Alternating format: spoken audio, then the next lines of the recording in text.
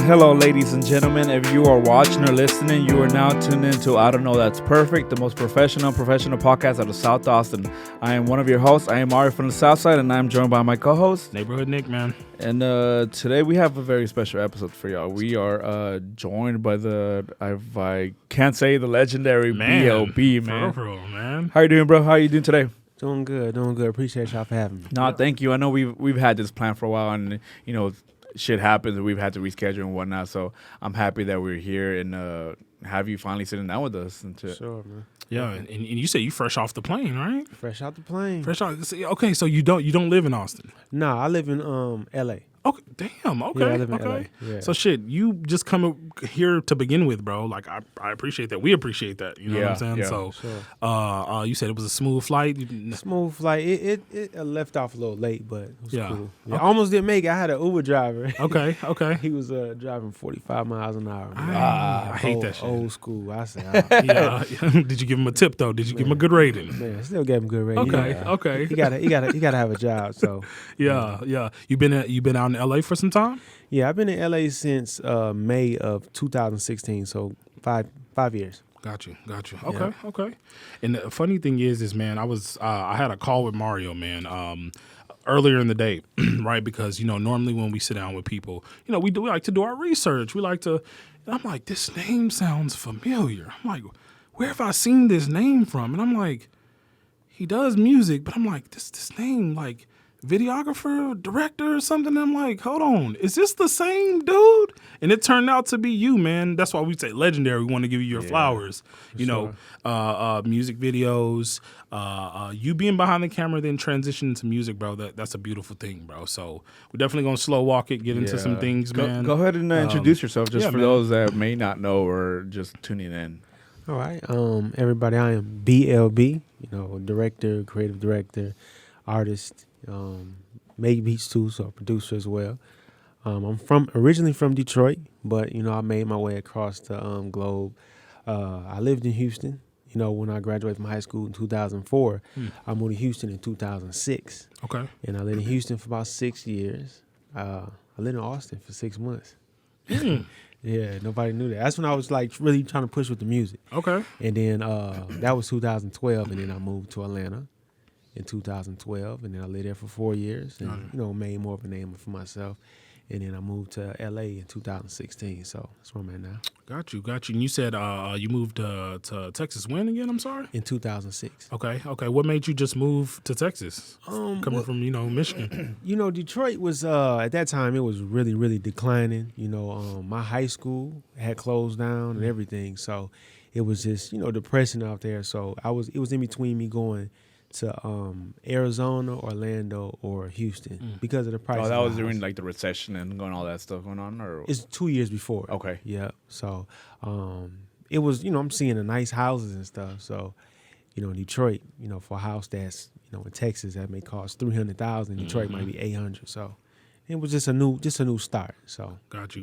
Yeah. And at that point, were you doing anything music wise or like? Yes, I was making beats. Okay. So when I first moved to Texas, I was making beats. That was the first thing I did when I was out of high school.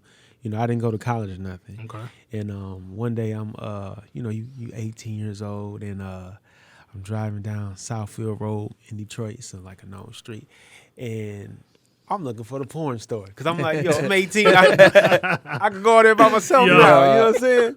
So I'm up here looking for a porn store to go in, and then I see the Guitar Center. I've never been inside it. Yeah. And I go in there, I see this keyboard. It was a Roland Phantom S, and it had lights on it, had drum pads, keyboard. It was just crazy. So that's what like drew me into like making beats. And then from there, I just was like every day just trying to learn and trying to buy it. And I bought my first, borrowed my first keyboard from my friend Daddy. It was an Ensoniq SQ1. Sure. Kanye, he uses the Ensoniq ASR10, him and Timberland. So it's the same family. He got that little 90s sound. So that was my start there. Do you have any type of musical background, like family in the music, anything like that? Yes. Two of my uncles, they played drums and keyboard, but my aunt, I didn't really know it growing up because I thought she was just like a little stuck-up kind of prick. But come to find out, she was an artist. Her name was Tamiko Jones. No, my grandma didn't name her that. Her name was Barbara Ferguson. Okay. She changed it to Tamiko, and she ended up doing promoting. Like she brought like everybody, like the OJs, the Temptations, all to my grandma's house. Michael Jackson, all of that. Like she used to book him for shows. My uncle be like, yeah, I seen a 20-year-old Michael. Damn. Yeah, so it's legendary shit. Yeah, man. she got pictures with Joe Jackson and just everybody in the industry. She used to date Smokey Robinson. Oh, wow. Chill out. So, Chill out. Yeah, her name Tamiko Jones. You can pull it up if you want to. But yeah, that was like a little, background of it. But it was way, way back when. Okay. Yeah. So along with producing, did you ever try to like rap like back then, or like was it strictly producing? It was just strictly producing, making beats, and I just had to, I like the coaching part. I like to listen to music. I used to break down like the beats and stuff, and at that time it was a magazine called Scratch Magazine, and it had Kanye on the front. The first one had Dr. Dre. And it's like, Dr. Dre is just like the rule book to like Sonics. Yeah. You know what I'm saying? Like if you listen to Snoop Dogg's Doggy Style and you listen to everything before that, it sounded like light years away. When Dre came with that Doggy Style with Snoop, like everything was all about sounding clear, bringing musicians in to replay the music. Yeah. So that's what I'm on. That's kind of school I came from. And, okay. Pharrell, all those, Pharrell and Chad. Yeah. A lot of y'all be saying everybody Pharrell. Sleep on Chad, man. Don't leave my man Chad out. Hey, for real. Chad was the rhythm. Yeah. Pharrell was the drum. Yeah. Ling-a-ling-a-ling. Yeah. Chad was killing it. That's what's up, man. That's what's up. So you made the jump to Texas. From just being in Texas, you did do music videos, correct? Yeah, I didn't start doing music videos until 2011. Okay. So with in Texas, I was able to find myself. Like right now, like the Detroit local scene is like booming with the rappers. And it's like I used to always get asked like, do they look like you in Detroit? And I'm like, nah, they don't wear their hair like this, and out there it's like you gotta wear the Cartier frames. We had these coats called Al Sam. It got like these stitching. It looked crazy, but it's like an Averex coat. Like what DMX was wearing. Like a belly. bubble coat? No, like the leather coat DMX was wearing in belly. Okay. Got you. And but it got like stitches on it. Okay. And the herringbones, they used to have these watches called Techno Marines. Like that was like the look of a Detroit cat, and it was like me. I always wanted just to be myself and different. Yeah. So in Houston, that's when I was like, you know what? In 2009, I was like, I'm making beats like Kid Cudi. Yeah. You know what I'm saying? That style. So I'm like, you know what?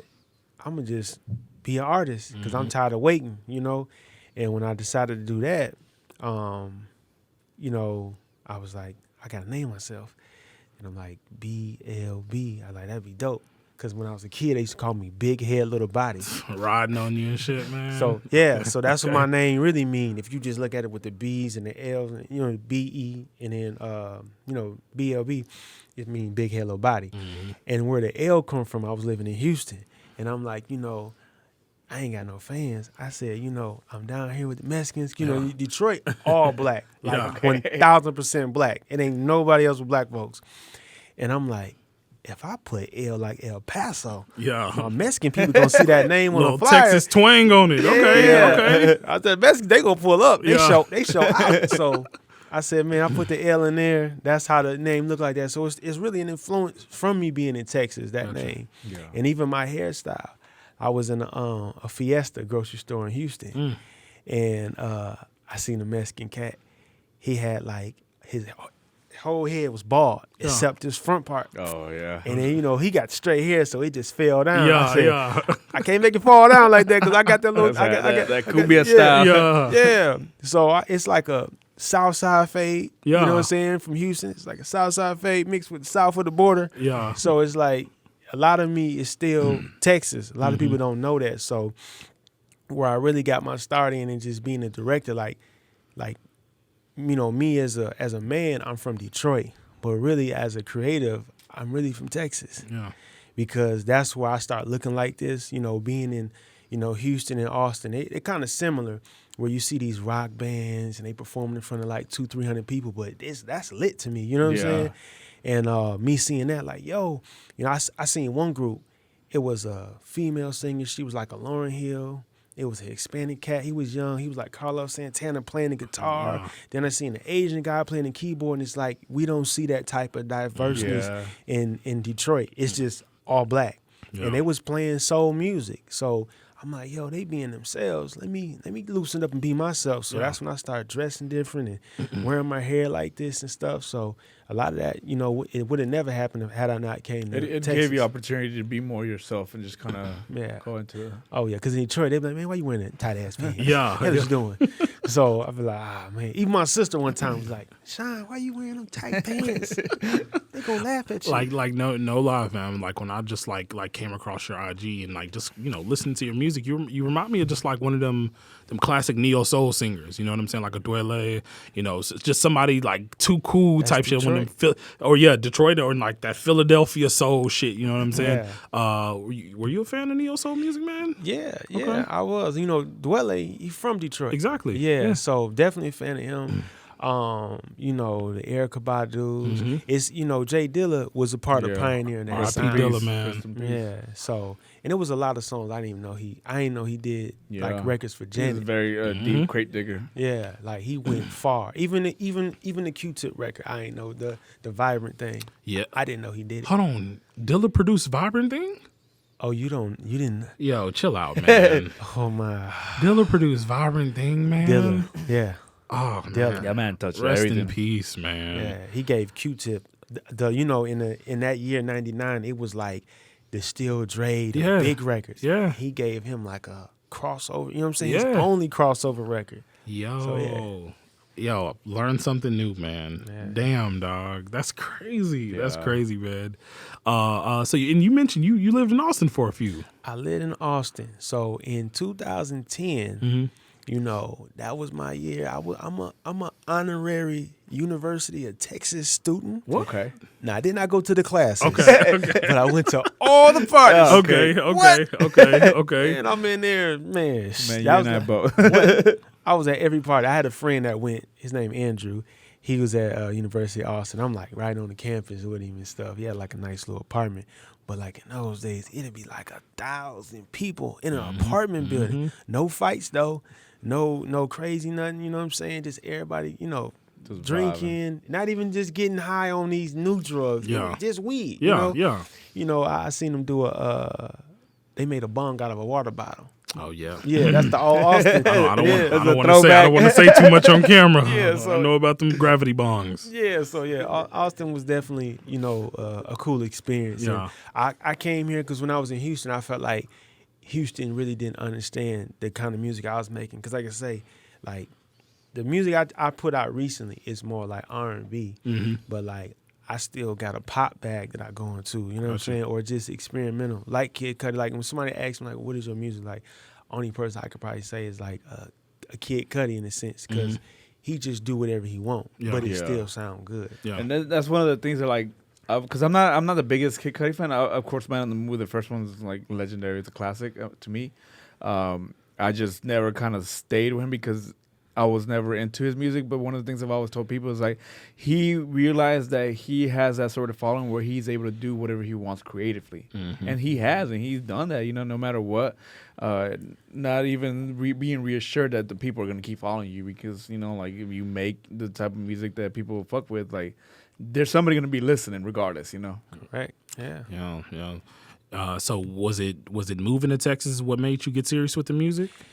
Yeah, it was. I guess it just come from being a fan. Like my mother, she always played music. When she got ready, when she went to the club, when she was down cleaning up. So I kind of came in on like 80s R&B. Peebo Bryson, Anita Baker, Whitney Houston, of course Anita. Like said cleaning up, man. I already know how it goes. Sade. So that just me coming from that. Even before rap, like rap, I like Slick Rick and Rakim, but I was only like 3. So I only liked them because I thought they looked cool. Exactly. Yeah. Like Slick Rick and Big Daddy Kane, like I like Big Daddy Kane because his name was cool. Mm-hmm. And I like Slick Rick because he just had all the gold and the eye patch. I used to cry like, oh, mama, I want an eye patch. She's like, boy, take that damn thing off. I'll be blind. So, but I ain't really start listening to rap till like really pocket with Snoop. Mm-hmm. Like Snoop was what really made me pay attention more to it because he became bigger than life, but he came from somewhere where I came from. Like came from like Hammer was cool, but it was like he was over there with Michael Jackson. Mm-hmm. He was doing arenas and stuff, you know. So superstar shit. It didn't seem real. Mm-hmm. But when Snoop did it, you seen him on a bicycle, mm-hmm. him getting his hair braided. It was like I seen that in my neighborhood. Mm-hmm. So that's what made me pay attention to it. So I think it just being a fan of music always just made me want to get into it. Got you. You know, and then like with producing, you know, me looking up to like Pharrell and Timberland and Rodney Jerkins, those guys, they write. They always co-write most of the stuff they produce. So even when I was making beats for artists, when I was in Houston, I still was kind of like writing a little for them. Got you. So it's just like, you know, I want to get my music out there. So I started, you know, becoming an artist in 09, like August of 09. Got you. 09. Yeah. Sheesh. Different. How old were you, Mario? I was a freshman. Yeah, Yeah, I was a freshman. Hey, I was a senior, bro. So hey, it's all good, man. Hey, I feel like I've seen your name on like flyers. Did you actually perform here in Austin? Yeah, that's what I had like 4 shows in Austin. I performed several times on 6th Street. You know, shout out to my bro Dirtbag. Yeah, Shout shout out out Dirtbag, Dirtbag. He's the one that put me on to you. The mystery man. Yeah. Shout out Dirtbag. Yeah, it was 09 2010 when I met him, and he put me on some shows. So What's up? I performed in Austin. I forget. I think it was the Bat Bar. Okay. Yeah. Bad damn. bar. Okay. Yeah. Okay. And it was like at that time, you know, like Austin was really a great opportunity. I remember I seen an artist. His name was Zilly Raps. Is that how you say it? Yeah. They in a group, right? He's in a group with somebody. He might be. Zill Raps. It's like Zilly Raps. Yeah. That you got me there. Yeah. Nah. He's from Austin. He's in a Yeah. group with somebody else. I hate that I'm blanking on that. Fuck. Facts don't matter, but he's dope though. I know you talking about. He was just seeing him do his thing, and he was opening up different shows. So that was like, man, I need to move out here. Yeah. But I was like, maybe I went to the wrong A. Yeah. Because from here, I was all like, rock bands and shit. yeah. I'm like, you know, I moved back to Houston, and I had some stuff going on personally, just you know, just growing into stuff. But I ended up moving to Atlanta. Mm-hmm. And you know, it was crazy. I never spoke on it, but what made me move out of Houston was that I was doing I was filming for a club. It's funny, it's Club Drake. Club Drake. It was a club called Drake. Okay. Drake. And I left my dang backpack in the car, and I had my laptop and my computer, and they stole it. Oh man. I had a charger too, so they just Oh, yeah, that was the easy one. So yeah. I'm like, dang, and all I had was my lenses. And then next thing you know, 2 weeks later, a friend of mine let me use his laptop. And then I was going into cons because I was getting a refrigerator because I was moving back to I kind of got caught into that the 2008 real estate like crash that happened, Yeah. where they were selling everybody arm loans. Yep. Yeah. In case y'all don't know, that arm loan is an adjustable rate mortgage, meaning that your percentage could go up. So 1 month your mortgage can be $1,200, next month it'll be like $6,300, That shit is crazy. Yeah. and all that count on your credit. So a lot of people got caught in that. And I bought my house, you know, me being young, I bought my first house at 19, built from the ground. Cause I'm from Detroit, Yeah. and I'm making like $80,000 a year doing Pepsi and stuff. So Oh shit. I'm like, I might as well Yeah, just why go not? for it. And I got caught in that. So when I was going through foreclosure, trying to move back in my house, I was trying to buy a refrigerator from Cons, and I had that backpack back there, and then they stole that. Oh. Now I was just finished. All I had was a disc, and with some files on there, and it was 2 videos that I had recently shot. I had shot these guys in Vancouver video, and I had shot ESG Sun video. Okay. And I said, one of these videos is gone. Yeah. And I was hoping it was the guys in Canada because it was ESG's son Yeah. birthday. Yeah. Ah. It was Oh, a birthday. damn. And as soon as I put the memory card in, it was like Vancouver guy's video. Where's ESG? Man, I had to call him. Dog, his wife was just, I hear in the background. I couldn't say it. He calm. She just going, what the da-da-da? We paid so much money. It was beautiful. It was like a birthday party, 100 kids, basketball. It was everything. And, you know, I reshot it, but it wasn't the same. Yeah. And it's just like that bothered me. You know what I'm saying? And from that moment, when I ain't had nothing, I ain't have nothing but like 4 CDs with some video files on it. I had $250 left. And I moved to Atlanta with my aunt. I said, I just got to leave. Like, it was just an energy that made me feel like I needed to leave Houston. That's when I just lost, like I said, I lost everything. I had no computer, no camera. And when I moved to Atlanta, I wasn't actually even living in Atlanta. I was living in this place called Cartersville. It's like an hour away from, it's really on the border of Tennessee. And I was using my cousin's, using her PC, which was slow, trying to edit videos. I'm at Kroger's, you know, using the Wi-Fi because I got no Wi-Fi. I had to sell, like, and that's what I tell these youngins about, like, not making excuses. Because some youngins will be like, yeah, I was directing, but my baby mama threw my camera away. It's like, like with me, I had no camera, and the only thing I had was an iPhone. So I sold my iPhone for $400 to drive back to Houston to get a deposit on the video, to buy a camera called a Lumix GH1. I hacked it to make it shoot like a red camera, and I bought that for $500. Then I went to the pawn shop and bought a lens for $70. And then by the time I shot the video, I came back with probably like $300 to Atlanta. But that's all I, you know what I'm saying? That's how I made my money. And so it's like basically I had to sell my iPhone to go back to Houston to shoot videos in order to make some bread from Atlanta.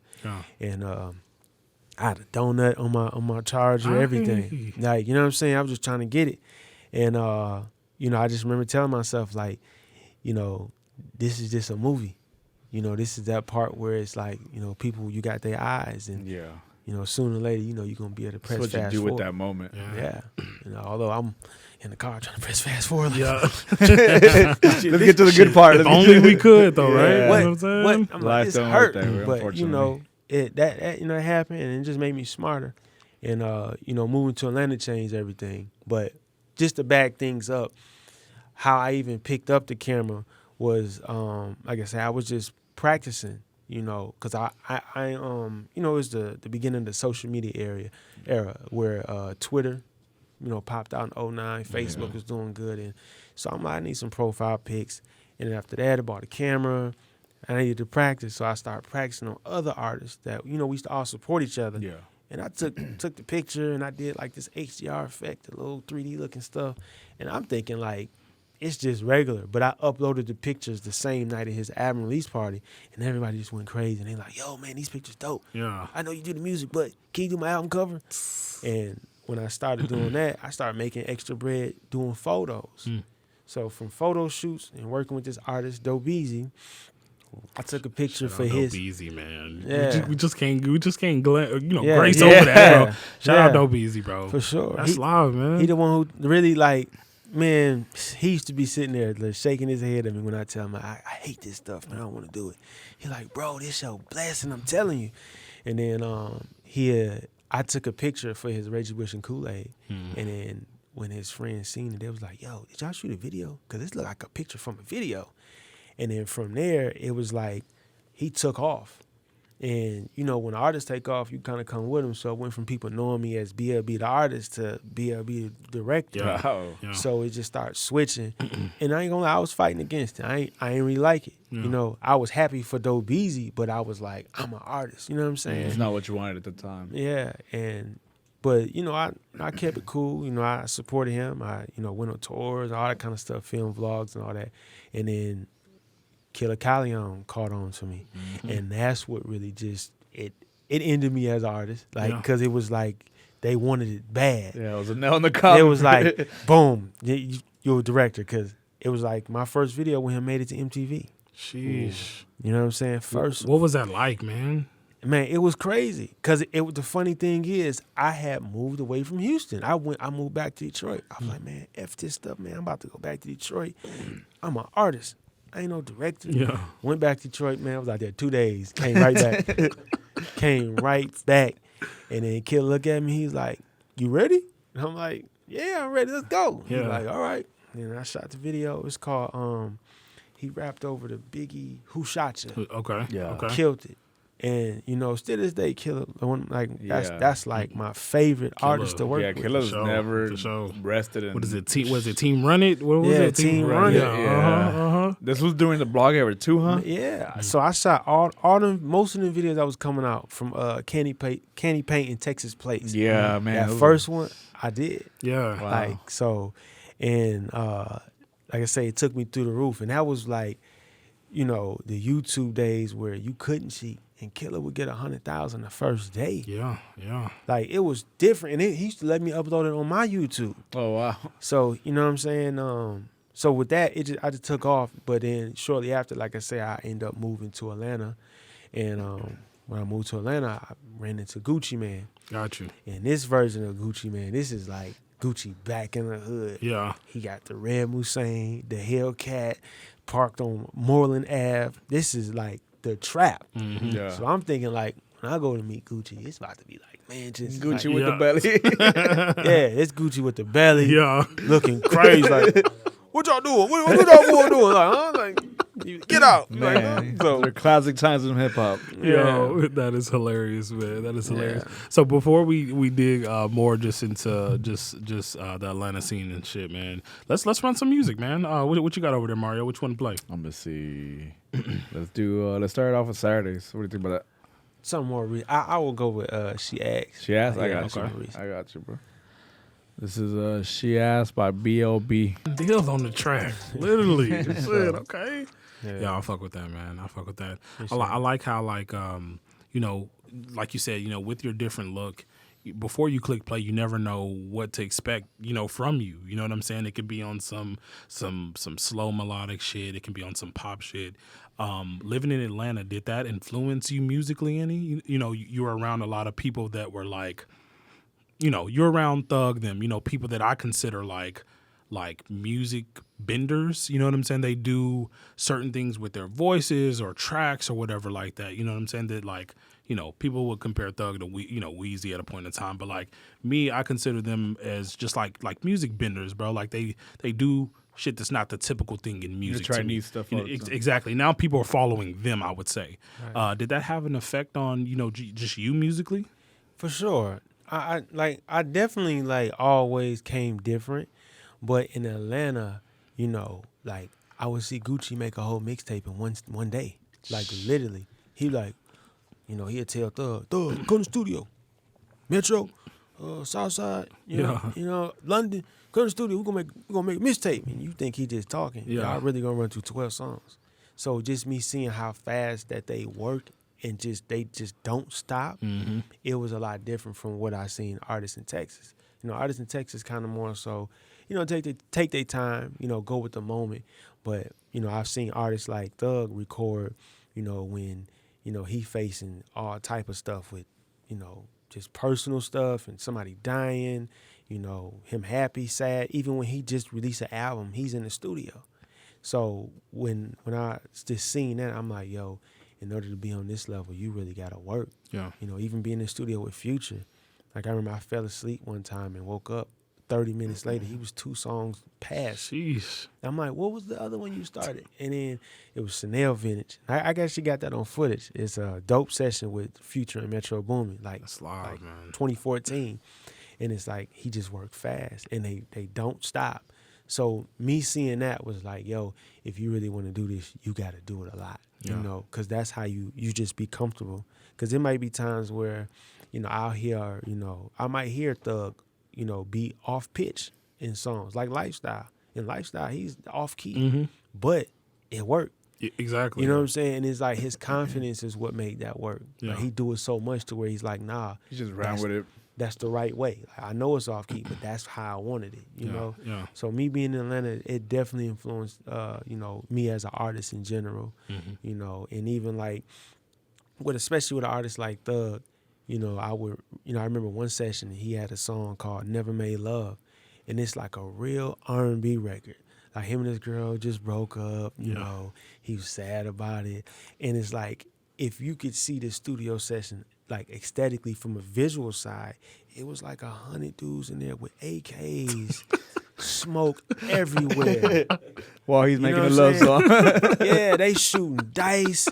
It's just all kind of, and it's like, but everybody just in a mellow mode. But they still like, you seeing AR-15s hanging out the book bag. Yeah. And I walk in the studio, and he got on like his basketball shorts and a little tank top, and he just in there singing like "Never Made Love, Never Made Love," and I'm like, he ain't like some satire or something. And everybody just sitting there listening like just this. And I'm just like, yo, he ain't scared. Yeah. He ain't, you know what I'm saying? Because how it looked like he was making, I don't like killing nigga. It looked like that's what he was making. But he's just so true. He don't care what nobody thinking. If that's how he feel in that moment, he gonna go with it. And that's what let me know. Because sometimes I used to question myself when I would make pop records. I'd be like, yo, you know, I'm from Detroit. They don't really listen to pop music, you know. That's when like Lady Gaga was out. So I was kind of like, you know, doing stuff off of, you know, music that sounded like that, like beats.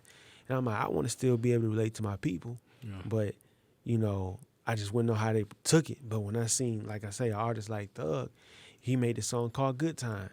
And it was a song where he didn't even want to do it. Yeah. And then one day he was just like, all right, load it up. I'm going to do it. And when he did it, like I say, same thing. 100 dudes in the studio. Yeah. AKs, choppers, smoke everywhere. And I'm like, yo, he don't care what they think. Yeah. And I'm like, that's what let me know. Don't worry about what they think. Mm-hmm. Whoever like it, gonna like it. You make music for you and the ones who gonna like it. So that's what Atlanta definitely showed me. So were they real like receptive to your music? Because I know you say you battled that as far as being the director, being the artist, right? Like you've lived in different states, different cities. Who's been kind of like the most receptive to your music, actually wanting to give it a chance? Well, I only play my music for people in Texas. Okay. So Texas is where it's like really, you know, well receptive. It's live. Were you still working on music while you were out there? Because I know you say you was a full director at this point. Yeah, in Atlanta I wasn't. Yeah. I was still listening to beats and stuff, but I was in between Rich Homie Quan and Thug in 2014. That's what I'm about to say. Hold on, run some of your accolades down, man, because like, bro, like I'll tell you right now. So, Best Friend is my son's probably like one of his favorite fucking songs. The video like just added the extra sauce on it because it was like, you know, at the time people were questioning Thug. Who is this dude? Who, you know, was he? Hey, was he not? You know what I'm saying? And my son fucking loved that shit, from the switching heads to the dancing in the you know, in the little creek forest looking area, bro. Run down some of just like your some of your accolades video wise. You know what I'm saying? Yeah. So with like artists like Thug, you know, I did the majority of the videos, especially in his early days. So from Stoner, Danny Glover, Best Friend, With That, you know, Power, all those videos. All the classics, man. Yeah, so I did all them videos. I did videos for Gucci Man. You know, Nipsey, a lot of people don't know I did a lot of work with Nipsey. Oh, shit. You know, I did Ocean Views. Okay. So, Nipsey was how I actually started working with bigger artists in Atlanta, because I was working under a director that was working with Gucci Man. So Cricket, he would shoot all the videos for Waka Flocka, Gucci Man, and Scooter. Okay. And I would shoot videos for the new artists at the time in 2012, which was Thug, Migos, Young Dolph, and PB Longway. Did you ever shoot for Duke early? Duke too, yeah. Okay. Yeah, because Duke was over there as well. Okay. And it was funny because Duke had actually put Thug on the song. Yeah. It was at a time where Duke was like it was a little bit of, yeah, it's a little bit ahead of him. And so I did a video with Nipsey called More or Less, and it was in 2013. And I had actually kicked off the Crenshaw album when he sold it for $100. Yeah. Mm-hmm. I filmed all of that, did the video, everything. And that video was Jam in the Week at the time when MTV had Jam in the Week. It would play every hour on the hour for 24 hours. So that made everybody in Atlanta say, oh, BLB, he can stand on his own. He don't have to shoot with just Cricket. Yeah. So after that, that's when I started working with Rich Homie Quan. And videos for Rich Homie Quan, I shot Milk Marie. I shot his big video, Flex. Oh, man, you know, okay. All of that stuff. So it was at a time where I literally be in one session, you know, Thug is making, his records, and then next Quan like, hey B, come here, I made Milk Marie. Yeah. Write a treatment for it right now. And so I'll be writing the treatments as they going. Like I never left the studio. Wow. And they both is like, night and day. Like Quan may pass out at 12 midnight. That shit's crazy. And Thug's still up. And then Thug go to sleep 5 a.m. Quan like, B, I'm up. What's up? Where the producer? So it's nonstop. Nonstop. And I ain't want to miss it. So Yeah. it was to a point where I didn't quit mentally. I just slowed down tremendously. Yeah. And at that time, I knew like, well, let me keep working with these artists and get them through the door, and then from there, I can walk through after. Yeah. Yo, that shit is crazy, man. Like I said, when I had to like register your name, and I'm like, I didn't seen this name before. Like, where the fuck have I seen it before? Yeah, that's crazy. Was like, were like you getting like put into these situations, or were people contacting you? Were like these rappers like reaching out to you for their videos, or were like you getting just like plugged in through like people that you previously worked with?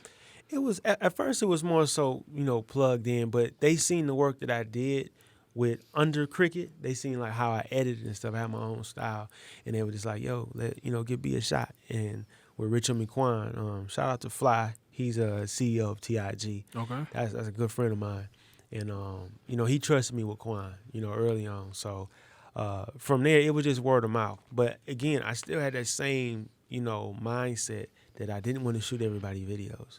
Because I still was like, I still want to be an artist, but I'm not about to tell them yet. I just want to wait. Yeah, for the right time. Yeah, but then after that, Thug became even bigger. Yeah, and I had to live with him, because it was at a point where he had a little run in with the laws. He raided his house and stuff, and is at a time where we just had to keep him busy, because when at the time he was only like 21, and he really from the streets. So a lot of times when you make it, a lot of these artists, as you see now, they end up in jail because they still got one foot in the streets. Not that they're committing crimes and stuff, but they still get those phone calls like, yo, so-and-so died, so-and-so need bail money. Yeah. And then you just get involved with it, and then they might do something, and then the police know how big you are, and they tie you in. So we had to keep him away from that. And it was him recording with Alex, the engineer, Alex Tume. He's a dope engineer. And then it was me recording his videos. But I also was doing more creative directing with him. Like Best Friend is a song that I picked. Yeah. Like, he didn't like it. Oh, wow. Nah, he didn't like it. He get tired of his music. Yeah, I can only imagine. Because he don't play nothing but himself. Yeah. Bro. And he'll I'm going to say this. He's scared of a certain type of success. Yeah. Like Michael Jackson status. Yeah. He's scared of that. Yeah. He'd say, I don't want to be that big. I don't want nobody chasing me. Yeah. I want to put that record out. He always say, I'm going to put that record out when I die. I'm like, oh, don't talk like that. Yeah. But he got them records. Like, he really got some. I mean, I even got him some of them records on my computer. And, that was a record I had to just stay on them. Like, yo, we're going to put it out. He'd be like, all right. And then they say, I want to put it out. It's a kid song. Yeah. I'm like, oh, man. I said, if we don't put it out now, nothing we can do. And I'm like, you know what? I'm going to shoot the video. Yeah. I'm going to pay for it first. He's like, all right, we'll put it together. Yeah. Make sure they pay you back. Yeah. But do it, And it ended up being, a hit. And, from there, like, I put out his second Slime Season mixtape called Slime Season 2. Mm-hmm. And, again, I always give him the 3 times. Like, if I ask him a question, if he say yes twice out of them 3, then I'm going to do it. Yeah. So I was like, hey, let's put this Slime Season out, man. They waiting. He's like, all right. The second time, like, you going to do it? He's like, yeah, they got we going to do it, man. Damn.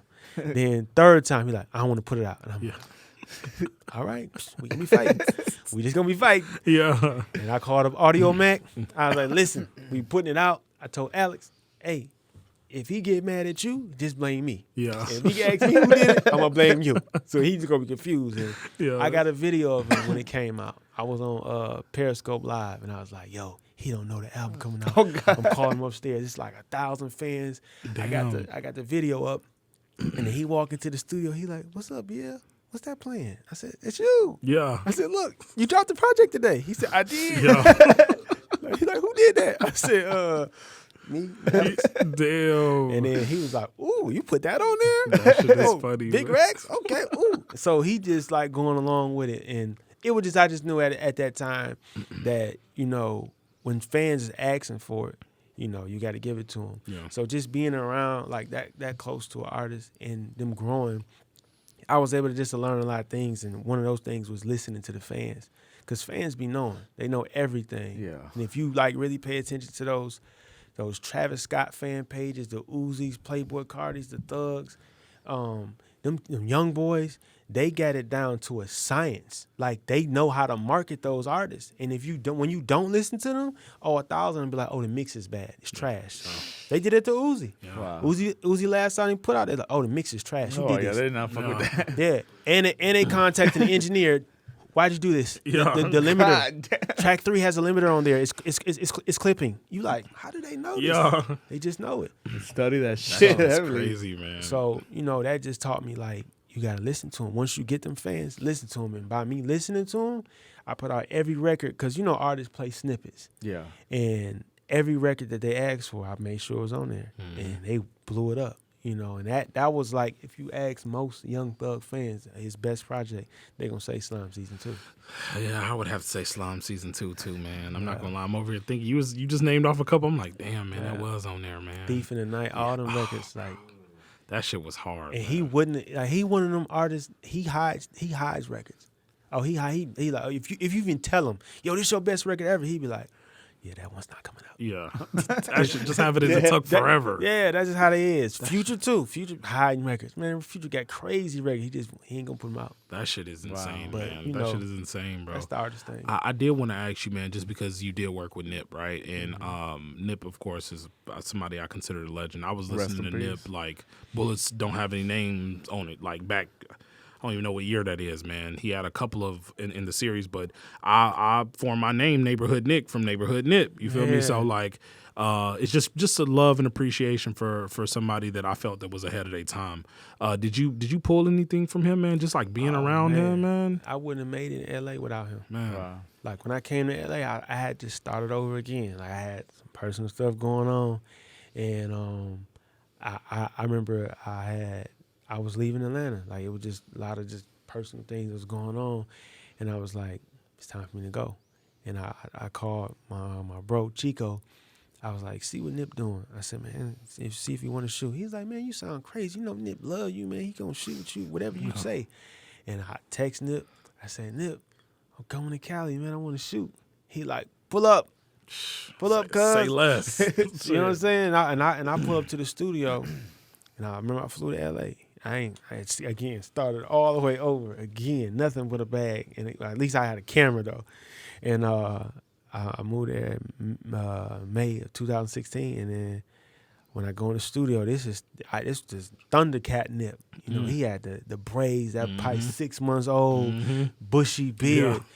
That dude wouldn't have ran up on that Nip. Yeah. That version of him, Yeah. wouldn't have played with that one. You know what I'm saying? Because he was there. Yeah. He didn't even care about music. In 2016, it was more so about, like, the Marathon store was doing so good. Like, he had a Maybach. This ain't no rap deal. He had a Maybach legal hustle. Yeah. The clothing store doing good. Him and his brother Sam. And I remember I shot Status Symbol 2 video.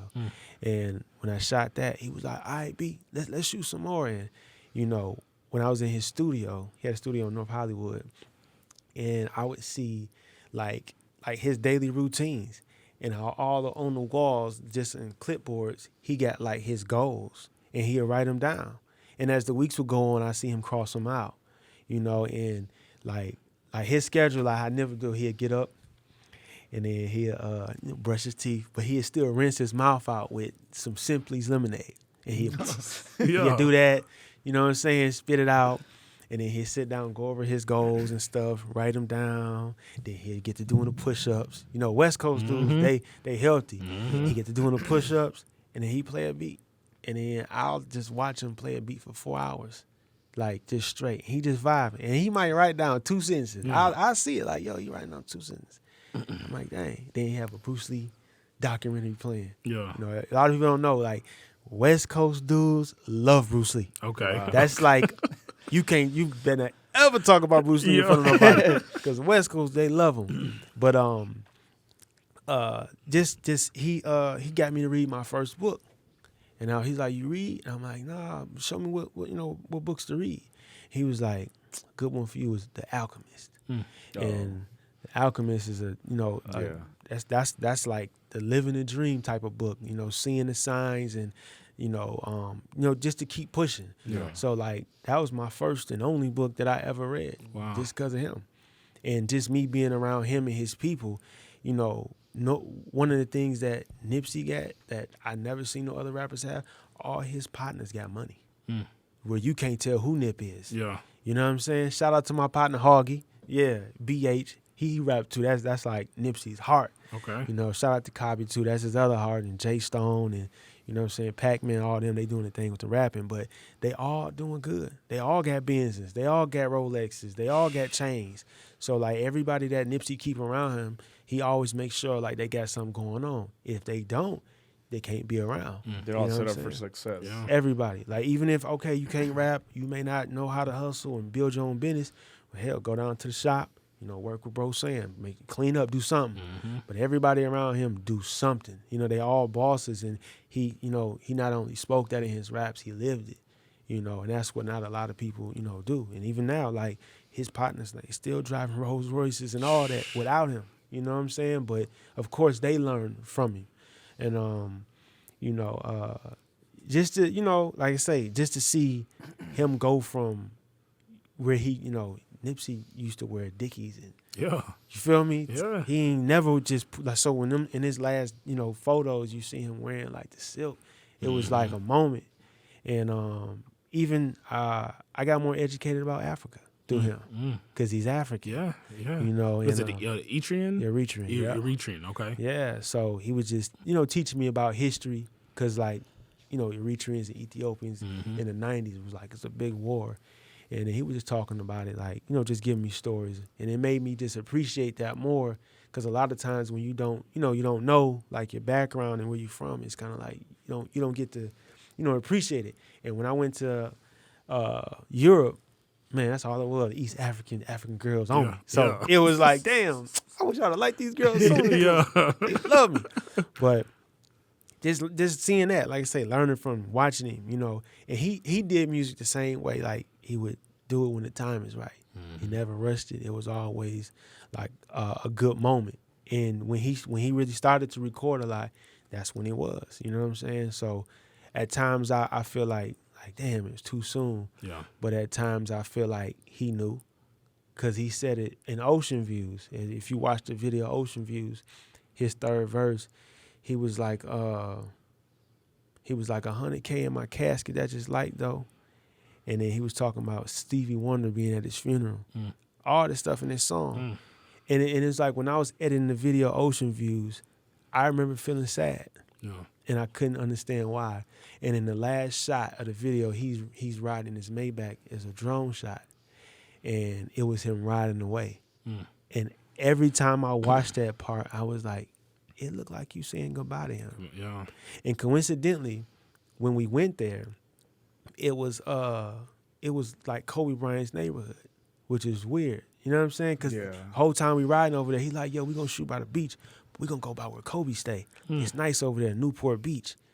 And I remember just riding an hour ride with him and just learning like so much stuff. Yeah.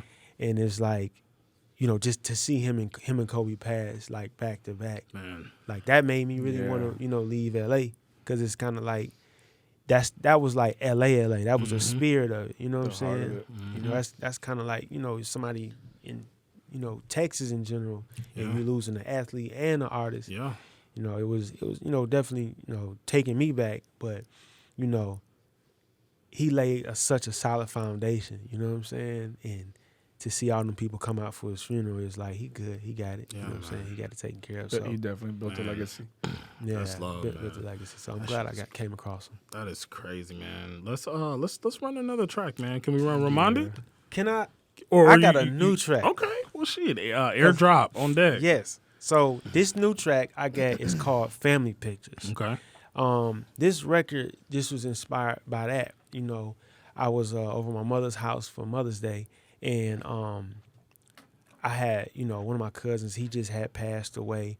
And, the craziest thing during COVID, it's been so many people that's been dying, and it's not even because of COVID.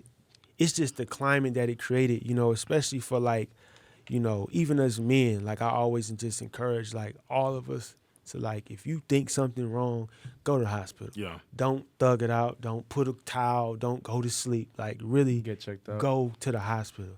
Cause like my cousin Twiggy, he had something going on with his stomach, and he had a little bag. And then my aunt left out to the store, came back, he was dead. Damn, man. Just something small. And then a childhood friend of mine, he was a couple years older, but he's my brother's friend. But he had passed away from a abscess, where it's abscess. Yeah.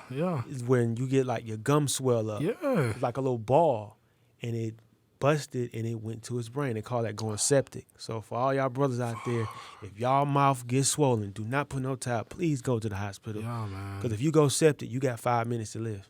Oh my goodness. That thing bust, you got 5 minutes. That's insane, man. Yeah, so Sheesh. it's just like, so I was looking at my mom's fireplace, and I'm like, yo, it's like all my family pictures is turned into obituaries. And, you know, that's just kind of how it was, and that's what just inspired this song. Okay. I think I'm sending it. Do it to the Mario. Yes, sir. Yeah, so that song just inspired it, and then during the middle of me writing that, my aunt died from COVID. Man. You know, so it was just like, damn. You know, and even with songs, like I was saying, like sometimes I said basically sometimes the curse is where your verse is. Be like being careful what you say. It's the power of the tongue, man. You know what I'm saying? So I always be, careful what I'm saying. But I found out that my aunt was already in the hospital, and she ain't want to do none of that tube stuff. She was just tired. So, man. but she lived a good life. So Yeah.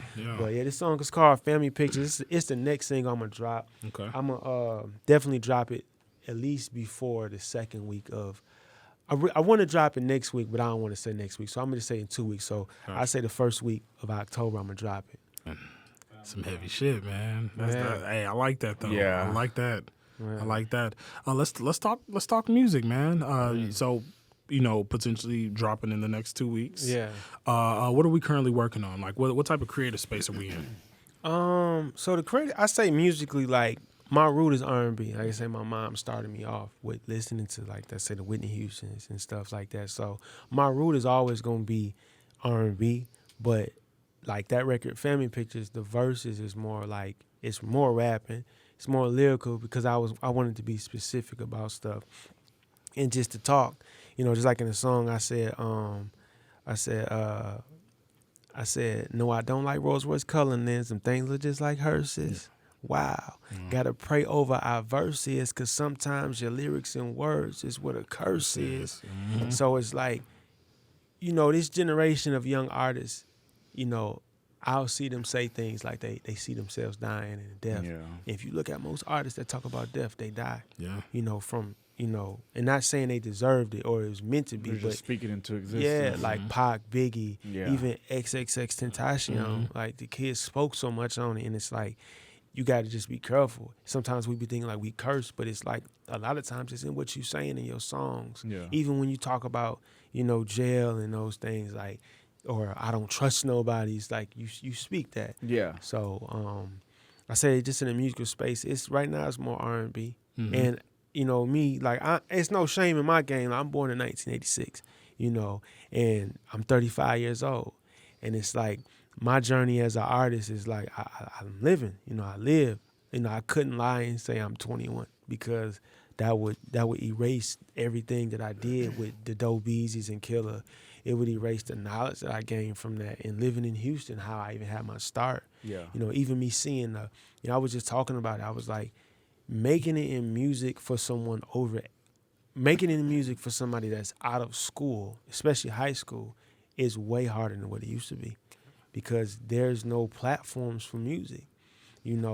With music in general, the first thing we do, we put stuff on Instagram, but we competing against beautiful looking women from all races, from all over the planet, to somebody that got $1 million in cash, somebody cracking jokes, somebody acting whether they want to bots. You know what I'm saying? Bots, people who playing like they gay. Some of these folks acting gay. I don't even believe they gay. Yeah. I ain't gonna lie. I think Lil Nas X got a few Hey, bad. hey, Listen, hey, why you playing? hey! I've been saying that since the beginning. I'm like, watch he be doing this just to get that bag? Yeah, he Bag. getting that bad, man. He got some thick J-Los waiting in the back for him. Look, Lil Nas, you listening? I know what you on. We on the same page, brother. Yeah, get you some J-Los, some Halleys. Yeah, he doing that, but it's crazy, like man. sometimes it's hard to you competing against even the biggest thing out of anything is gossip. Yeah. The first thing people talk about and they call you is gossip, and it's like how you gonna compete against gossip and you just trying to get your music played?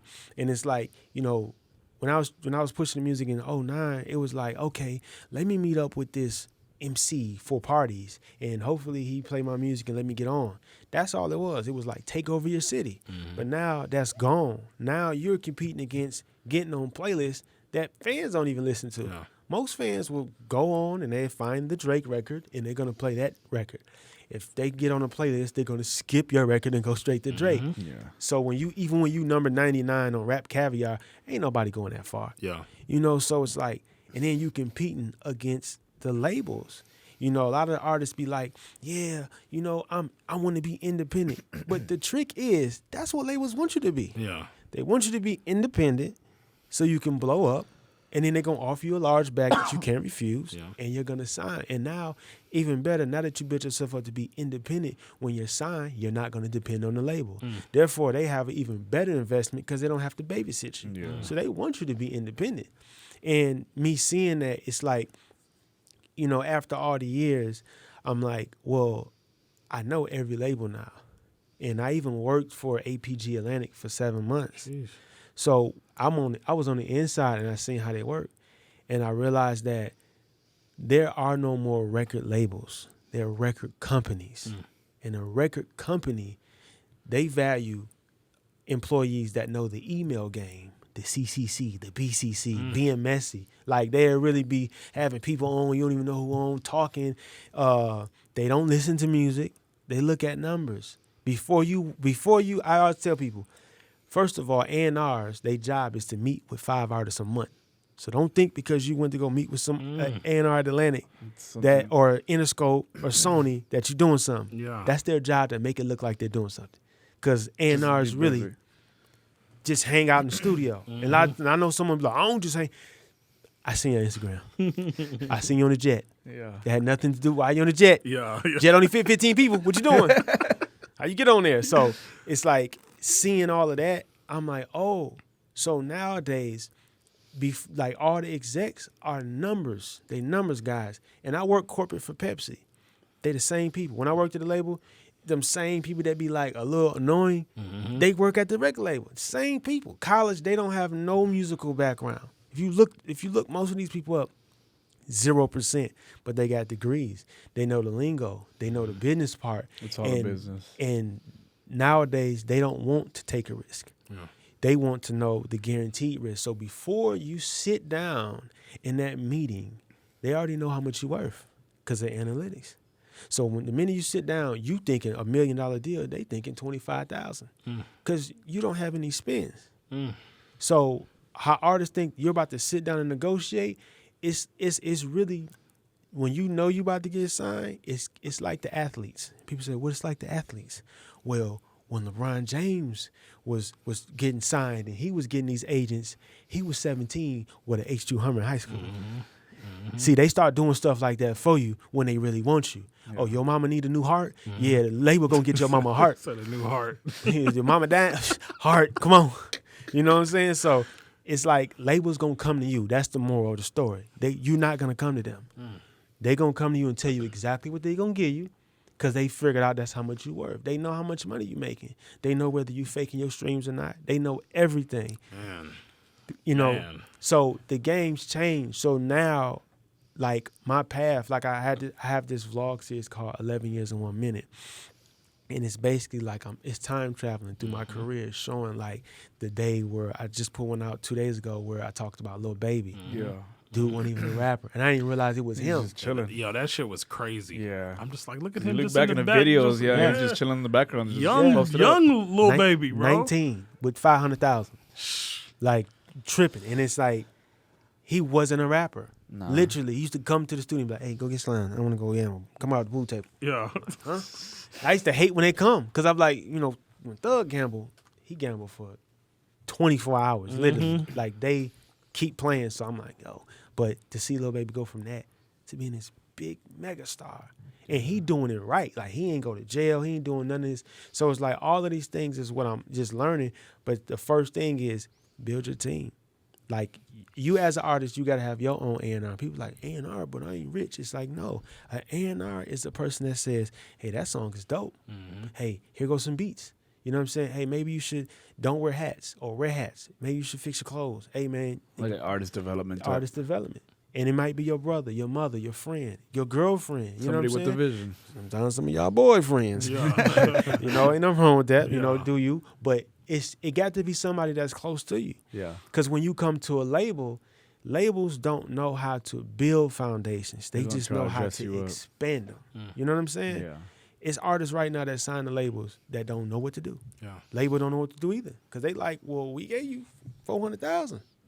Do Go. what you do with it. Yeah. But so that space I'm in now is like, creating, building content and, how I coined it, that term, entertain who's entertained. You can't be worried about performing at the Grammys if you got 6 fans. But if you got 6 people that come to your page that says, hey, I'm interested in what you're doing, that's a start. And you just got to keep building. Those 6 gonna turn into 12 to 24 to 48 to 1,000 people. That's how it starts. So once you get that engine rolling, labels gonna come. And it's hard to be a fully independent artist because you're not gonna just take over locally because that's gone. No one listens to the radio. So when you finally do think you can be independent, the difference in what the labels did with the streaming stuff is they took away the Best Buy. So you used to have to build relationships with Best Buy and Walmart. That's why a lot of artists would not cuss or clean up their image because they have to do meet and greets inside of a Walmart. Well, now they took Walmart, Target, Best Buy, Circuit City, FY out the game. Yeah, it's all streams now. So now it's just streams. And Spotify and, Apple, they all friends with the label. So no matter, even if you try and cheat your way in the game by paying, you don't got the relationships. They're going to gang up on you like that. Yeah. So you got to sign to a label. I don't care what nobody say. If you a new artist, if you don't have the relationships, you're going to have to sign You to a got to label. learn how to maneuver your way through it. Yeah. Because even now, look at like back then in Texas when I was coming up in 2009, 2010, making it, you had, I call it the Great Reset. A lot of people don't realize it was a reset. The Great Reset consists of rap artists Wiz, Big Sean, Nipsey, Smoke, DZA. Yeah, You that know what I'm was like saying? a big J. generational Cole, change. Mac Miller, Man. That was you the feel mixtape me? era. Yeah. Asher Roth. Yeah. All those guys was like It went a different direction. went a different direction. They was like, you know what? We ain't doing no hit records. We just vibing. We Yeah. getting to the fans. They took control over They it. took control. But that one element that people forget that Texas provided, because people don't know, Texas saved hip hop because those artists became our kings. Those shows, like Score shows, Yeah. that's who brought all them to Texas. And if anybody know, if you first seen the glimpse of Kendrick Lamar, we all seen Kendrick Lamar perform in front of 50 people. Yeah. Come back 500, come back A 2500. year later, bro. I was, yeah. Every time he came, he was bigger. And I remember people thought Kendrick Lamar was from Austin. Him and Big Sean. They were always chilling here. You remember that? Yeah. Yeah. Like even Yeah. especially during South by, like South by. just catch him down the street. Respect the West showcase. It was a showcase where I saw Come on Kendrick now. at, man. I The think first time, bro. first time I found out about Kendrick was like in 2010. He was like a collective status, just chilling. Like it was just, damn, bro. Like In LA, year later, fucking stadium. Yeah. LA didn't know him. Yeah. I ain't saying he wasn't, but he wasn't known. No, he wasn't doing because where was the footage? I seen the footage here, And then after here, he went to Atlanta. Yeah. And a lot of people don't give Texas that credit, but it's like they brought it back. They saved it because you couldn't go to New York. New York was still stuck on New York. You couldn't go really to the West Coast because that just wasn't the thing. No. But it's like now you don't have those smaller promotion groups now. Now you got these big festivals. Yeah. And when these big festivals came, again, they're in cahoots with the labels. You're not getting on those unless you got a relationship. And I know people, a lot of artists be like, oh, I need money. Man, I know, and I'm not even trying to be funny, but like I know a dude, I can show y'all his page. This dude, 1.5 million in. He get 2 comments on his pictures. You know what I'm We see it all the time. We see it all the time. 1.5 million in. Shoot, big video, all that. Ain't nobody listening. You can't even buy your way in. It's the relationships after that. Yeah. The money is like, okay, yeah, you can buy some clothes, get a little video, but the relationships, they're not gonna let you in. So it's like, unless you have those relationships, you can't. Now, when somebody get big, like a Kanye, of course, he don't need it. But Kanye, a businessman, he's smart. He like, why would I spend my money to be big? So you just got to know how to use your labels and stuff. So that's my mindset right now is just creating the music. You know, I'm going to make a project.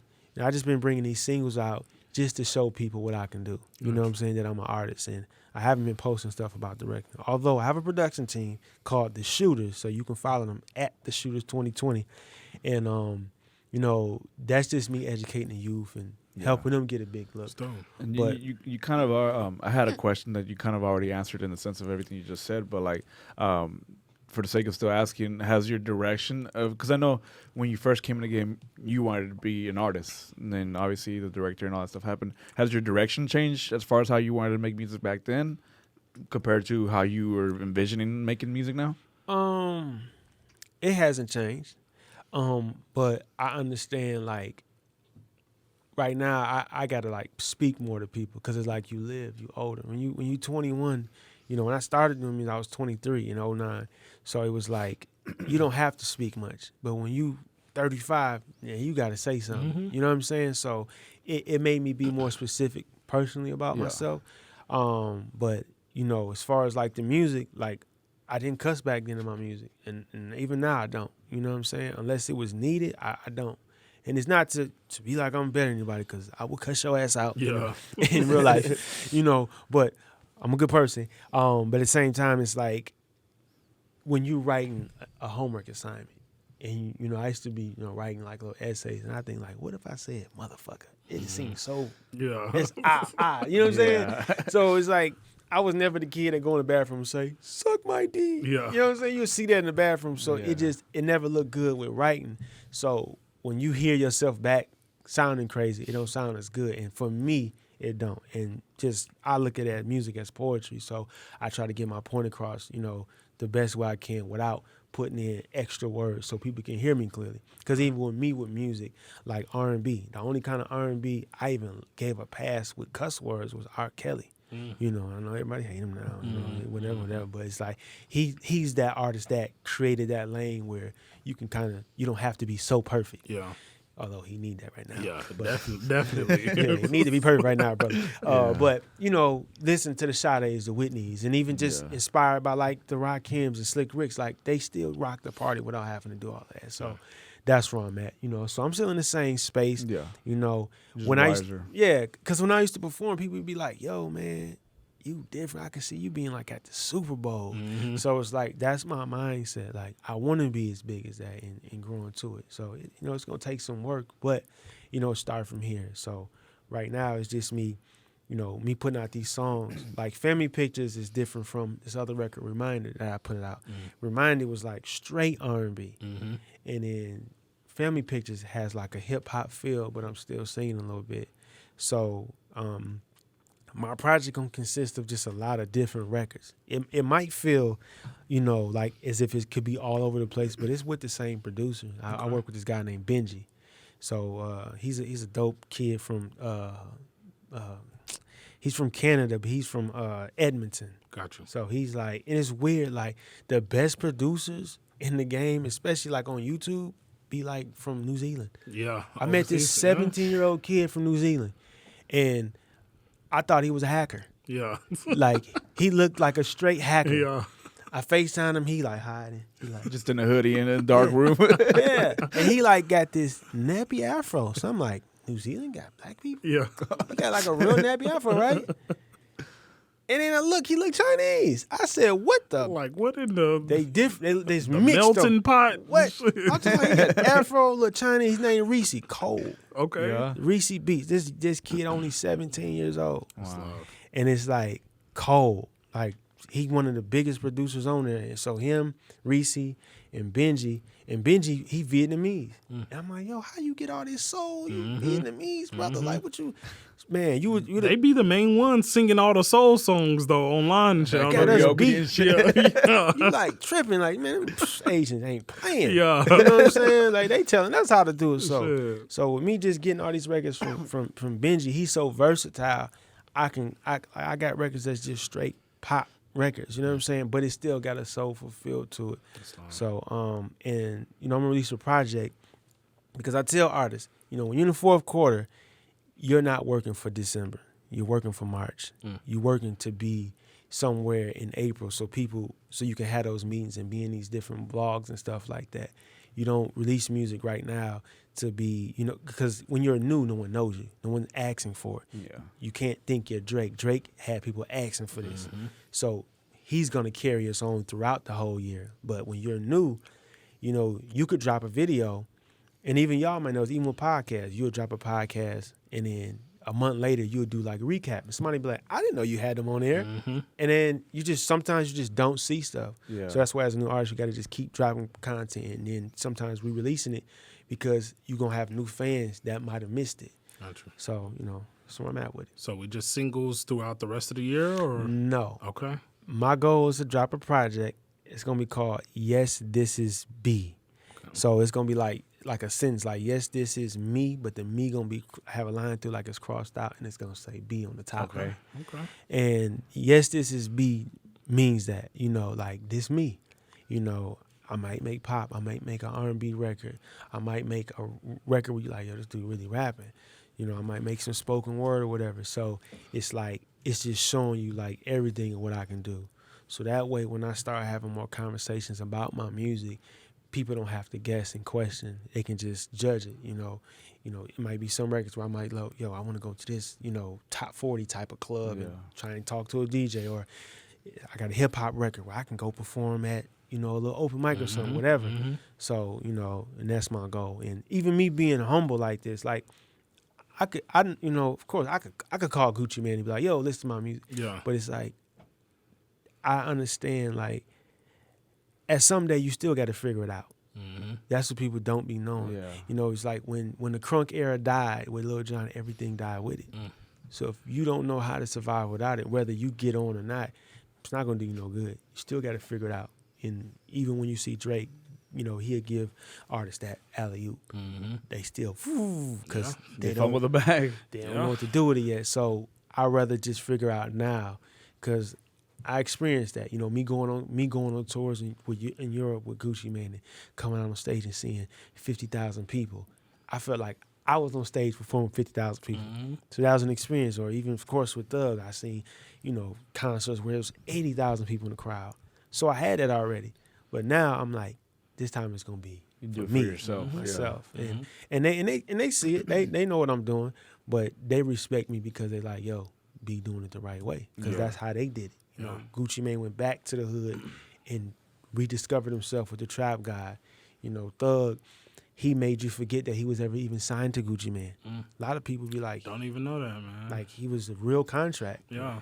And he worked his way into his own self. You know what I'm saying? Even people forget about the Rich Gang era. Man. Yeah. People forget. I wish them niggas would just make one, just give us one more. Man. You know what I'm saying? And you got to come back for the videos. You feel me? It wouldn't be Rich Gang, bro. Come on, man. Yeah, and that was a crazy time. Yeah. And just think, he worked so hard that you forgot about that. Man. So it's like, that's where I'm at. Like I'm gonna work so hard as an artist that it's gonna be like, yo, why is BLB name on Thug's videos? Yeah, yeah. And like he directed he it. used to shoot video. Yeah. Like he used to shoot because a lot of people, it's just like Schoolboy Q. He was A lot a of Hype man. For who? For Kendrick. Yeah. Tiger. For Tiger. Oh shit. For Tiger? What? For Tyga. I had no idea. Wow. Okay. I remember when Tyga was on that. What was that rapper show? The Lime and the Coconut Oh, record. man. Okay. He was His a hype- cousin, right? That was his He cousin? was a hype man for Tyga. Wow, That I didn't shit know is that. I didn't know. And at that time, when Schoolboy Q kind of blew up, he was bigger than Tyga for, Tyga had little financial issues. Yeah. He was bigger than Tyga for a minute, and it was like crazy because like, dang, you was a hype man, and they showed it. He was really a hype man for Tyga. That shit is crazy. And that's the beauty in music is to see stories. Yeah. People don't even know, like Jimi Hendrix. You know who he played backup for? The Isleys. Yeah. The Isleys, yep. People don't know that. My son is named, my grandfather and my mom, biggest Jimi Hendrix fans ever. So I named my son Hendrix, after him. But yeah, Isley Brothers, man. Yeah. Isley Brothers. There's so many people that like came across, that just, was singing. Like Mariah Carey was a backup singer. You know what I'm saying? Like all these people came from different walks. So it's like, that makes up for the story. I don't want to skip no steps, and I'm confident in with even me finding the young producers. Because at first I was just going off of any YouTube beats, and I just got tired one day, and I'm like, yo, let me really look, and I started building with them. And when Benji sent me beats, I'm like, send me the stems, and that's when I'm able to produce and add more. With my guy Wolf. He adds to the beats, so he might play a guitar or some bass lines. So all that, I just feel like I got the right tools. And when from me, everything that I went through and everything that I learned and gained along the way, it's what taught me, now as an artist. Like I can shoot my own videos. You know what I'm saying? I got beats for days. I got engineers that's talented. One engineer I work with that's talented. I'm in LA, you know what I'm saying? I'm around everything. I know the game. I know I worked for a record label, so I know execs. If I wanted to walk in Atlantic Records right now, I could do that. I know the head of marketing. I could text her. But it's like, I know what they looking for. You know what I'm saying? And a lot of times, like, when you even know stories like Witness and Drake, a lot of times nowadays people will look at Drake like, Drake, they favor him. But they looked at Drake dead in his eye and told him, you won't ever make it. And I think, like, how could they even talk to somebody like that? Yeah. But people looked at this dude like, he ain't gonna never make it. Like, if you start, it's a lot of stories starting to come out with a lot of people saying, I could have signed Drake. Like T.I. said it. Yeah. Jim Jones said it. Yeah, I saw You that know, too. and it was like Universal, Atlanta. Everybody was, no. And it was a chick, he said specifically, Sylvia Rohn. She head of CEO for Epic Records. She told Drake, it ain't for you. It'll never happen.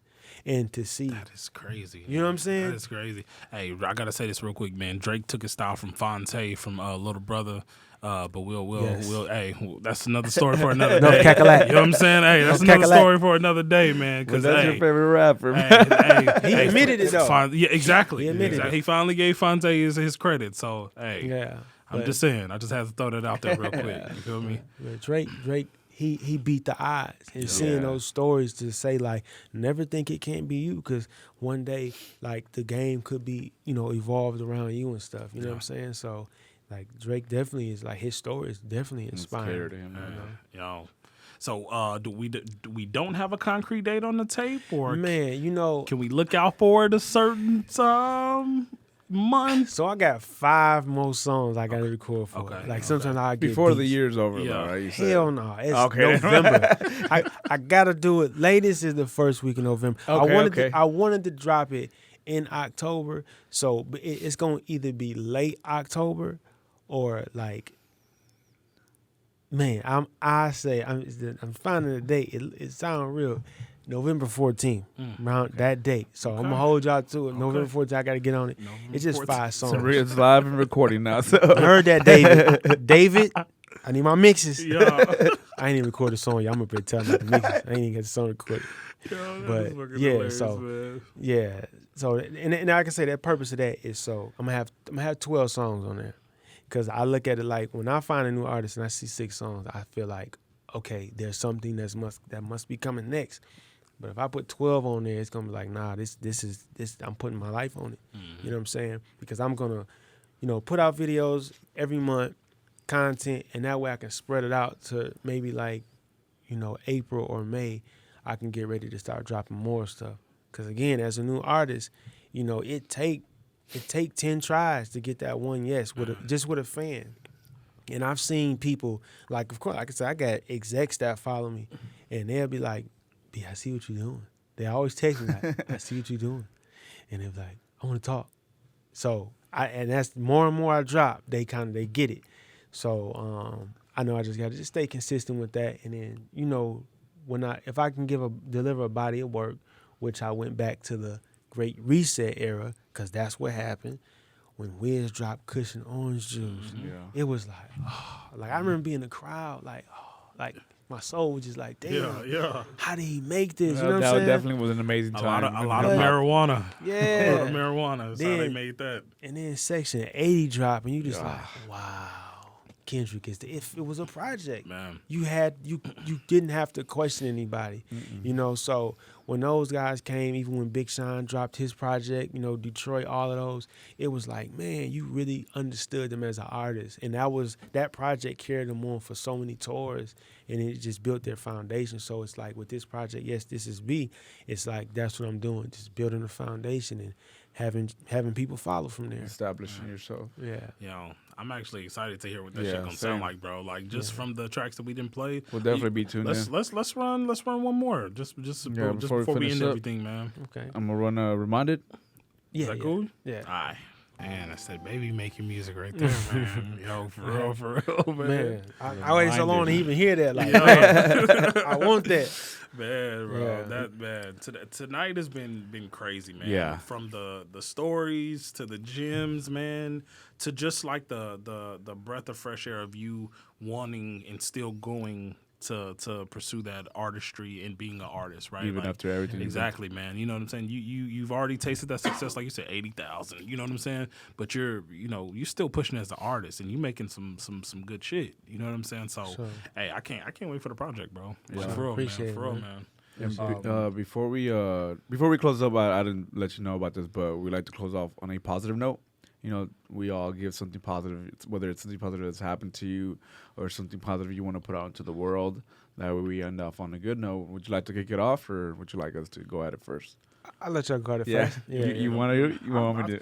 Yeah, I always go first because Mario, he gives these like beautiful painted pictures in his fucking. I have to brainstorm while you talk. Mine is kind of piggybacking off of what you said. You know what I'm saying? Like, if nobody knows who you are, you know what I'm saying, don't let that stop you. You know, like you said, 6 listeners or whatever. Like, if nobody knows who you are, man, keep going, because, like you said, those superstars were once backup singers in the band playing behind a great. You know what I'm saying? With them pushing, they became their own great, you know, in themselves. So don't let numbers discourage you. Don't let bullshit social media discourage you. You know, as an artist, shit, just keep pushing. I manage an artist as well, so this is kind of me speaking to myself as well. So yeah, man, just shit, keep pushing, man, and realize when you create that sound or something that you consider gold, man, just nurse it, man, because that should have come back around. Man. Yeah. First of all, I'd like to thank you for coming here and joining us today. It's been a very special episode for I like to say so, for ourselves, because we've been having a lot of good episodes lately, but today has been a very insightful one, so I appreciate you. But I do want to let people know that I guess my positive note would have to be don't be afraid to try something different, try something new. B is a prime example of, you never know, you know, had he not picked up the camera, you know, there's no telling what else he could have gotten into, you know, but you never know. It's one of those things where, like, if you feel like you're running out of options, don't be scared to try it out yourself. You never know. You might have a knack for it, and it might open up more doors for you. So that's my positive note. So you got anything? Can you bless us with just one more gem? I know you've already spilled everything. Along with where the folks can find you at, of course, on social media as well. For sure. I guess on a positive note, it's like your efforts that you put out and all of the things that you do for the world, it causes you to time travel. And what that mean basically is that you plant a seed. Like I had an intern, you know, she's a pretty female, you know what I'm saying? But it's like I always tell my youngins, like whenever you got a girl around you, if that's what she want to do, if she want to do film, if she want to make beats, let her make beats. Don't try and do other sexual, you know what I'm saying, stuff with her. Like let her be great. Let that one go. And when I brought her into being an intern for me, just with directing, she ended up going along and taking an artist and helping him blow up to be a very, very big artist, which happens to be Gunna. Oh, wow. And in return, she ended up working for a label. And then she ended up putting the word in for me and got me hired at the label. Yeah. So that's how you can time travel, because you might help somebody become great in the future so they can help you.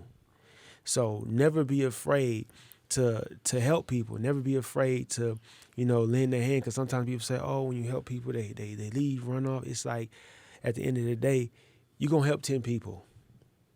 3 going to remember. 2 going to return the favor, but 1 going to stay loyal. That's all you got to do.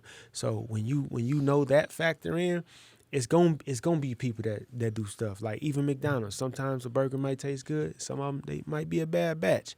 So never let what you see on the outside stop you from wanting to build somebody up and help people, because they can end up helping you. They are like, even especially with a female, females can go through doors that men, we can't. You know, if you wanted to take your artist to go meet with an A&R Atlantic with you, he gonna be like, hell nah. Yeah. But if he sees some chick, even if she ain't got, you know, to look like Beyonce, he still might just say yeah, because he might feel like she look like Beyonce to me. Yeah. You know what I'm saying? Yeah. So it's like those people can walk you through doors. Like even younger, you know, you might raise a younger A&R. He gonna walk through the doors because they may feel like, you know what, I can negotiate a little better with him. The big manager, he ain't gonna let nothing go through. Suge Knight-ish. Yeah, he taking all the money. So it's like a lot of times, you know, build those people, help those people around you. Because even when I look at it with me, it's like when you know your time, like everybody that work with me is like super young, and even some of them young enough to be my kids. Like I got a 17-year-old daughter. Jeez. And it's Reese, he made the song Reminded. And it's like, he's only 17. Yeah. So when I look at it in 2009, when I used to question myself and say, dang, man, why is it so hard? Why I don't got a team? Why I don't got this? Why I don't got a producer? Why I don't got nobody to shoot my videos? It's like now, if I could talk to my younger self in 2009, I would say, well, 2 of your producers is, one just learned how to walk. The other one just started school. Your engineer, David, just started 6th grade. Turtle, who shoots your videos, he just started high school. So if you ask him why, they're still kids. They got to grow up. Sometimes your team might be not even born yet. The people that could change your life might not even be born yet. So you just got to wait that time, work. But along the way with you working, you're going to meet them. And even with, like I say, young guys like who shoots my videos, which is Dennis London, and Turtle. Turtle started off as a fan of me. And his path is just like mine. He from the Midwest, Minnesota, and he moved to Houston. And then he moved to LA, and he was like, I followed you. And it's like that, that's my like twin. You know what I'm saying? Like anything he need, like I give him everything I learned. And when I first met him, first thing I said, you trash. But I said, but I can say it because I'm going to help you. Yeah. And now he can do stuff with videos that I can't do. I've been learning from him. Wow. You know what I'm saying? Yeah. So it's like you may never know like what you can do if you help people. You know, because they might grow into something. Yeah. And a lot of times you may feel like you don't got a team. You don't got a manager. Like him, your manager might have just started walking today.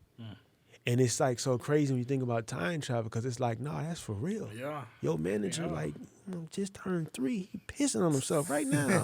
You know what I'm saying? And it's like, but he gonna change your life 10 years from now. Or she gonna change your life. And even with, I tell dudes, with girls, it's because she pretty, don't try and do that lame stuff, trying to holler at her just to smash and she another stat. Like, no, she want to be a rapper. Let her be a rapper. Grow into that. She want to be an A&R. Teach her the game, let it be A&R. Because, of course, like I say, women in general are like the fastest growing CEOs in business, especially like coming from minorities, from black women especially, but even like Hispanic women. They're all like entering these positions in these large companies. And it's like, hell, some of it might be because might want a little bit of eye candy in the room. But a lot of it is like they come from strong backgrounds. You know, you come being Hispanic, you know what it's like to struggle. You know what it's like to sacrifice, you know, wanting to buy a Benz and shit, you got to buy a family van. You know what I'm saying? Because that's what you got to do. So having the female, it's like, shoot, that little Latina chick that she might look like J-Lo, but she going to get you that deal. You know what I'm saying? Yeah. So take everybody serious. Help people. Be who you say you is, because that's gonna affect you in the future. That chick that you might have lied to do stuff with and burnt the bridge with, that was your bridge. That was your break. With you no more. Yeah, and then she growing to something. Next, know she an exec. Yeah. And then you coming in that meeting, she right there. Like, shit. You feel me? And it happened. I done seen so many, especially in Atlanta, so many females that used to book artists, book girls for videos. Like, it's this producer named OG something. I forgot. OG Parker. His manager used to book girls for videos. And she cute. She pretty woman. But she mean business. She always meant business. And it's like, I know she been influential in that guy's career, because she didn't play when it came to them girls. I know she ain't playing when it come to that money for them beats. Yeah. And it's like, you never know who people can be. You know, so it's a lot, you know, in life in general. It's like, hold yourself to that, be who you are. People come along, help them, even youngins. Don't just take their credit. Let them grow.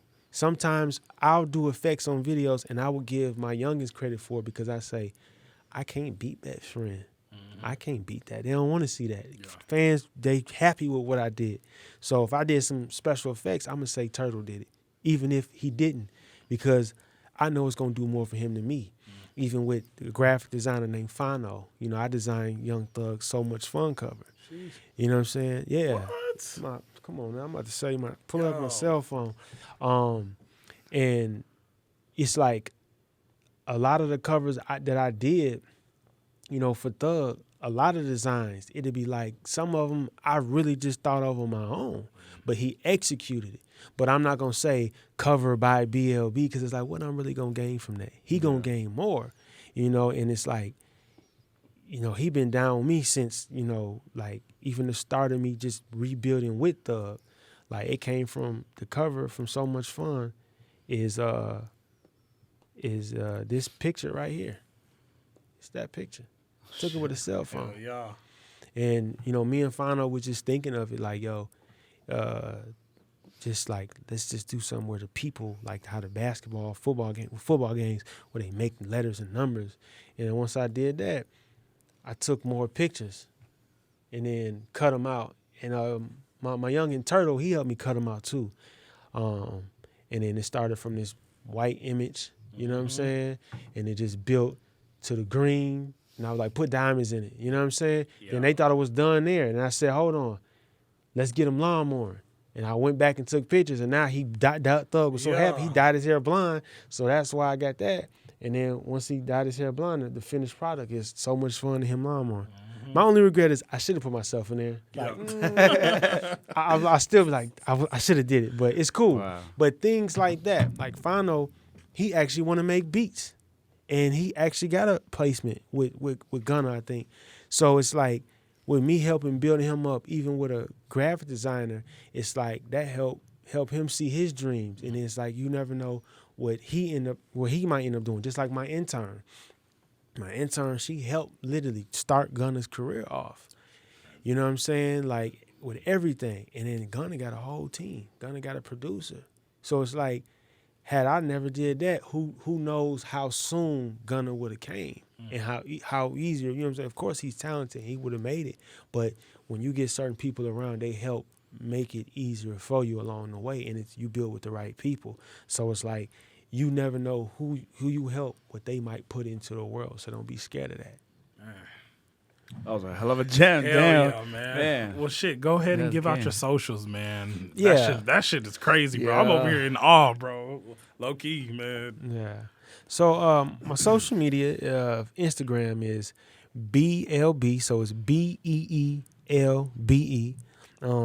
That's on Instagram, and then YouTube is just BLB. How you spell my name in case y'all don't know? It's like in Spanish. So if it was in Spanish, it'd be B the B, and it's BE space EL, like El Paso, space BE. So my Spanish brothers, they call me B the B. You know what I'm saying? Be the B. That's what it is. So you can find me on there, YouTube, and anybody out there, whether y'all creators, artists, y'all got questions, don't be afraid to ask me, because I'm always, open to give, any kind of advice or just input. Because again, I don't know who you might be. Man. And I done seen people turn into, morph into so many different things in this industry. It's like you could be a person to help me, or you might just help influence the culture, and that still opens the door for me as well. So, yeah. Don't be scared to reach out, y'all. Yo. You heard it here. So I'm reaching out tomorrow. let's do it. Let's do it. Shit, well, Yo. this has been another amazing episode of I Don't Know That's Perfect. I'm Mario from the South Side. Neighborhood Nick, man. We're here joined with BLB. and We are out, man. yes, sir.